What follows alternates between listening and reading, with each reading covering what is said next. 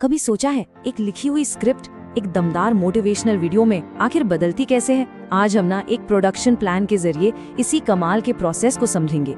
Script से screen तक का ये सफर, चलिए शुरू करते हैं। देखिए, हर अच्छी कहानी की शुरुआत होती है एक संघर्ष से, और इस कहानी का जो दिल है ना, वो इसी एक लाइन में छिपा है। वो अंदर की आवाज जिससे हम सब कभी ना कभी लड़ते हैं।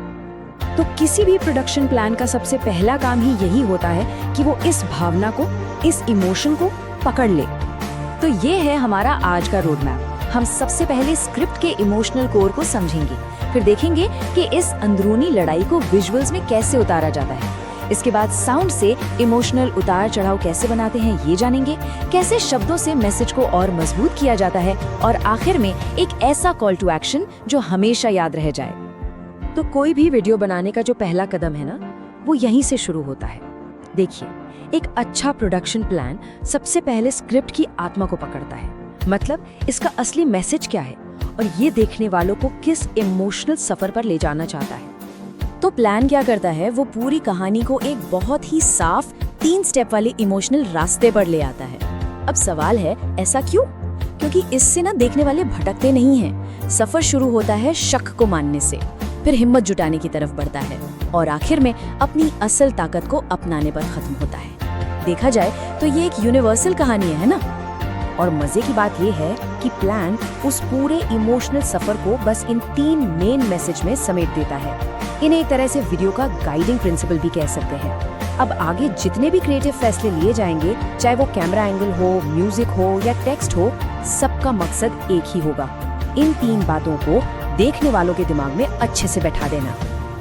ओके, तो इमोशन तो समझ आ गया, पर इसे पर्दे पे दिखाएंगे कैसे? असली चैलेंज तो यही है। तो चलिए दूसरे पड़ाव पर चलते हैं और देखते हैं कि ये प्लान इमोशंस को विजुअल की भाषा में कैसे बदलता है। तो सबसे पहला विजुअल आइडिया है पेंसिव क्लोजअप। अब ये क्यों? सोचिए, जब कोई इंसान अपने अंदर की आवाज से लड़ रहा होता है ना, तो वो लड़ाई उसके चेहरे पर साफ दिखती है। एक क्लोजअप शॉट क्या करता है, वो देखने वालों को सीधा उस किरदार की दुनिया में खींच लेता है और उन्हें उस अंदरूनी लड़ाई का हिस्सा बना देता है। फिर आता है मोमेंट ऑफ क्लैरिटी शॉट।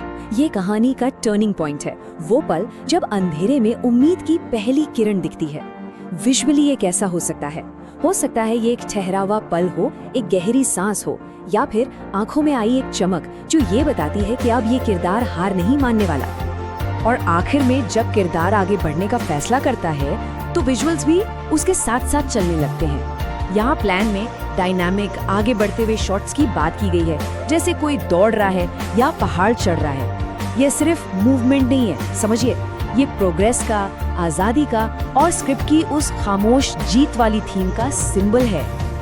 तो देखिए, विजुअल कहानी को यहाँ कितनी स्मार्टली बुना गया है। एक तरफ है संदेह, जिसे दिखाने के लिए रुके हुए, सोचते हुए शॉट्स और डार्क लाइटिंग का इस्तेमाल होता है, जिससे एक घुटन का एहसास हो।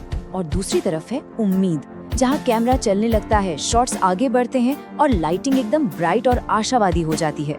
ये सिर्फ लाइट बदलना नहीं है, ये देखने वालों के मूड को बदलने का एक बहुत पावरफुल तरीका है। विजुअल्स तो कहानी को रास्ता दिखाते हैं, पर उसमें जान कौन डालता है? साउंड। तो अब चलते हैं ऑडियो की दुनिया में और समझते हैं कि प्लान में म्यूजिक और साउंड का इस्तेमाल कहानी को और गहरा बनाने के लिए कैसे किया गया है। यहाँ एक बहुत खास टूल का जिक्र है, साउंड क्यूब। अब ये होता क्या है?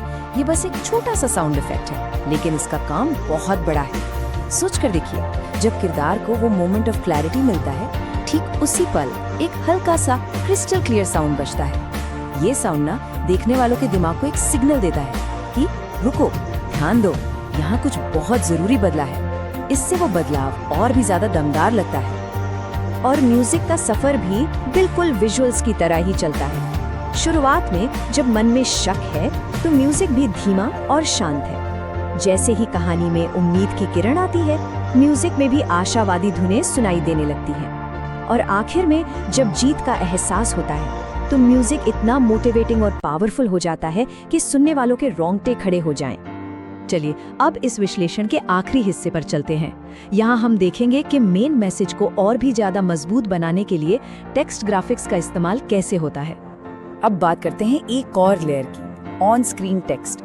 सोचिए, जब कोई वॉइस ओवर में सुनता है हर कदम एक जीत है तो वो असर करता है, लेकिन जब वही शब्द स्क्रीन पर लिखे हुए भी दिखते हैं ना तो वो मैसेज दिमाग में 2 गुना मजबूत हो जाता है। ये एक तरह का विजुअल एंकर बन जाता है जो सोच को हमेशा के लिए यादगार बना देता है। किसी भी कहानी का अंत सबसे जरूरी होता है ना?